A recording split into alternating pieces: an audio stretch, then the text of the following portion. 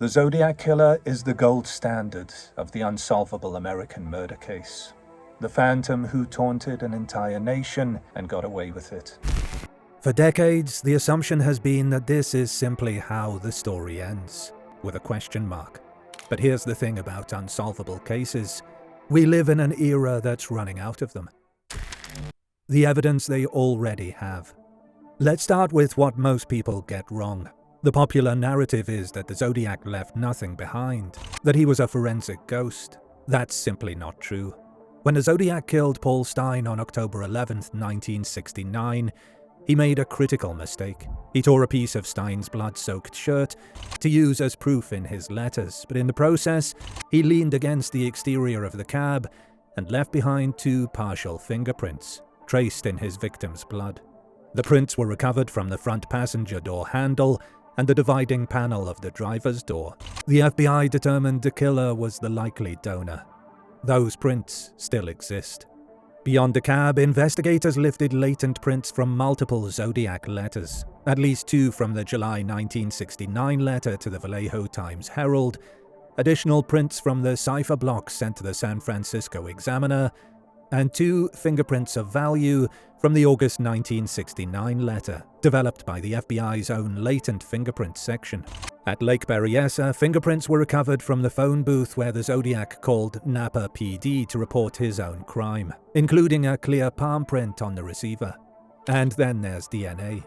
In the early 2000s, SFPD extracted a partial DNA profile from saliva beneath the stamps on the Zodiac's letters. That profile was incomplete. Fewer than half the genetic markers needed for a definitive identification. But it was enough to exclude longtime suspect Arthur Lee Allen. In 2018, SFPD Detective Sergeant Michael Poyser confirmed that new technology could now potentially separate the killer's DNA from the envelope glue that had contaminated earlier extraction attempts. He told reporters the department was pursuing a clean, full genetic profile. So no, this isn't a case with no evidence. It's a case where the evidence has been waiting for the science to catch up. Now, here's where it gets interesting. The genetic genealogy revolution. On April 24, 2018, a 72-year-old former police officer named Joseph James D'Angelo was arrested in Sacramento for a string of murders, rapes, and burglaries that had terrorized California for over a decade. He was the Golden State Killer, and he had been free for 40 years. The tool that caught him?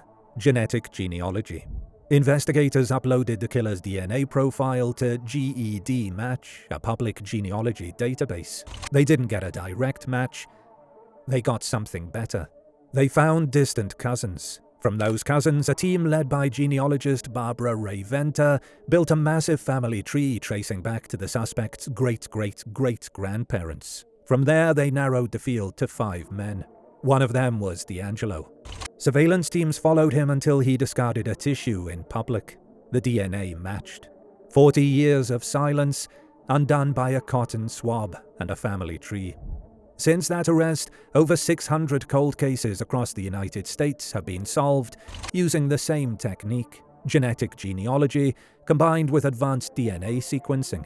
Cases from 1957, cases from 1970, a Pennsylvania murder from 1988, cracked in 2022, a Sacramento stabbing from 1970, solved after 52 years when forensic genealogy identified a killer who was already dead. In February 2026, a California cold case from 1982 was cracked because investigators recovered DNA from a cigarette butt that had sat in evidence for 44 years. The rate is accelerating. Federal grants now fund genetic genealogy investigations through the Department of Justice. Non-profits like Season of Justice provide free forensic testing to under-resourced police departments. Labs can now work with DNA samples so degraded and minuscule that a decade ago they would have been dismissed as useless.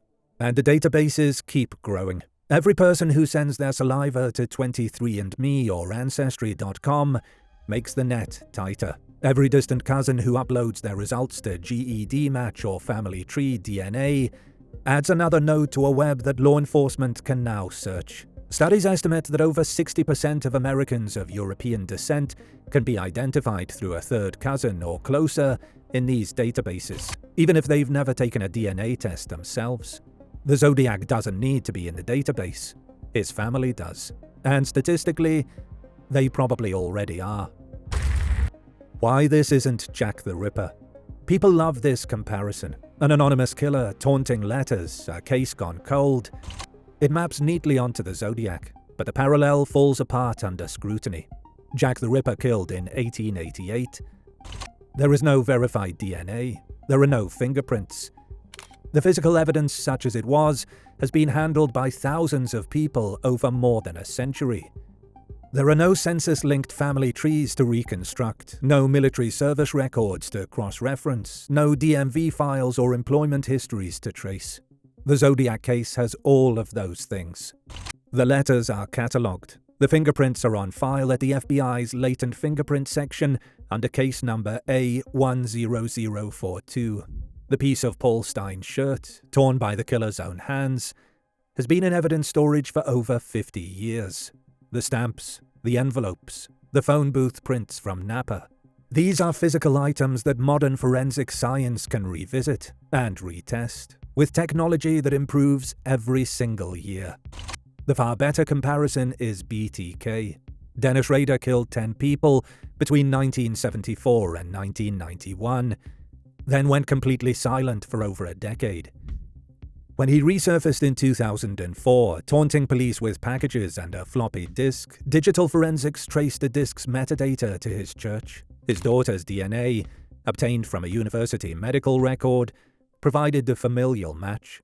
Rader was arrested in February 2005, more than 30 years after his first murder. Or consider the boy in the box, America's unknown child. A boy found beaten to death in a cardboard box in Philadelphia in 1957. No identification, no leads. For 65 years, nothing. Then in 2022, genetic genealogy identified him as Joseph Augustus Sorelli. 65 years of total anonymity erased. The lesson from every one of these cases is the same. Silence doesn't equal safety. Technology doesn't wait. It catches up. AI and the new forensics. DNA isn't the only frontier. Artificial intelligence is quietly transforming cold case investigation in ways that would have seemed like science fiction 10 years ago. AI-powered tools can now scan thousands of case files, police reports, witness interviews, forensic analyses, newspaper clippings, and extract patterns, names, and connections that human investigators might miss or simply lack the time to find. The Department of Justice has funded research into text analytics specifically designed for cold case review, allowing software to cross-reference details across massive fragmented archives. For the Zodiac case, the potential is enormous. The killer left behind a mountain of written material, over 20 letters and cards, multiple ciphers, hand-drawn maps, bomb diagrams. AI text analytics could cross-reference linguistic patterns in these documents against military records, newspaper archives, and public communications from the era. Handwriting analysis, once a subjective art, is being augmented by machine learning models that can quantify stylistic features across millions of comparison samples. And we've already seen what computational power can do with the Zodiac's own puzzles. In December 2020, an international team of 3 private citizens, David Orenschak, Sam Blake, and Jarl Van Eyck, cracked the Z340 cipher that had baffled cryptographers for 51 years. They did it using a custom-built program called AsDecrypt, which tested 200 homophonic substitution ciphers per second with 99% accuracy. The program ran through 650,000 possible solutions before arriving at the answer. The FBI confirmed the decryption was correct. 3 civilians with laptops solved a cipher that stumped the FBI for half a century. The Z13 and Z32 remain unsolved, for now, but the trajectory is clear. Problems that were once impossible become merely difficult, and then become solved. It's the nature of computational progress. The ticking clock. There is an urgency here that doesn't get discussed enough. The Zodiac is almost certainly dead. Most estimates place him between 25 and 45 in 1969, which would make him between 82 and 102 today. The question isn't whether he'll be arrested, it's whether we identify him before everyone who knew him, his family, his neighbors, his colleagues, is also gone. That matters, not for prosecution, but for something more fundamental. It matters for the families of the 5 people he murdered. It matters for the survivors who have spent their entire adult lives in the shadow of a man without a name. And it matters because every unsolved case is an open wound, not just for the victims, but for the system that failed to close it. The Zodiac community online reflects this tension. Some are deeply pessimistic, comparing the case to Jack the Ripper and arguing it's destined to remain a mystery forever. Others point to the exponential growth of DNA databases and the steady drumbeat of decades-old cases being cracked. As one commenter put it, DNA technology is progressing rapidly, and the samples they already possess should ultimately crack the case. And there are real, honest obstacles. The DNA may be too degraded. The fingerprints may belong to bystanders, not the killer. Law enforcement resources are finite, and active cases always take priority. As of 2025, the case appears to have become effectively inactive across all jurisdictions. But inactive is not the same as impossible.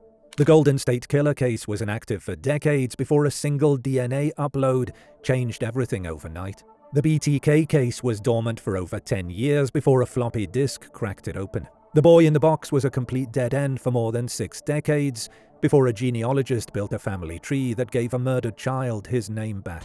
Cold cases don't follow linear timelines. They break open in sudden, unpredictable moments. When a technology matures, when a family member uploads their DNA on a whim, when a retired detective pulls a box off a shelf and decides to take one more look. The Zodiac designed his legacy around mystery. He created ciphers to make himself into a puzzle. He wore a costume at Lake Berryessa to become a symbol. He wrote letters not just to taunt, but to mythologize himself, to become something larger than a man. And for 57 years, it worked. But the world that allowed that anonymity is disappearing. We live in the age of genetic genealogy, of AI-driven forensic analysis, of databases that grow by millions of entries every year. One by one, the cases that were supposed to stay unsolved are falling. The Zodiac will be next. Not because of a dramatic confession or a deathbed revelation, but because the science is relentless, the databases are expanding, and somewhere, on a stamp licked in 1969, on a phone booth receiver in Napa, on the blood-smeared door of a yellow cab in Presidio Heights, there is a molecule with his name written in it. It's only a matter of time. The FBI's investigation into the Zodiac Killer remains officially open and unsolved. If you have information, please contact the FBI's San Francisco field office. Do you want to bring bad things with you wherever you go? Our episodes are now available as a podcast. Look us up on your favorite podcast app and listen to the most truth-seeking true crime podcast out there.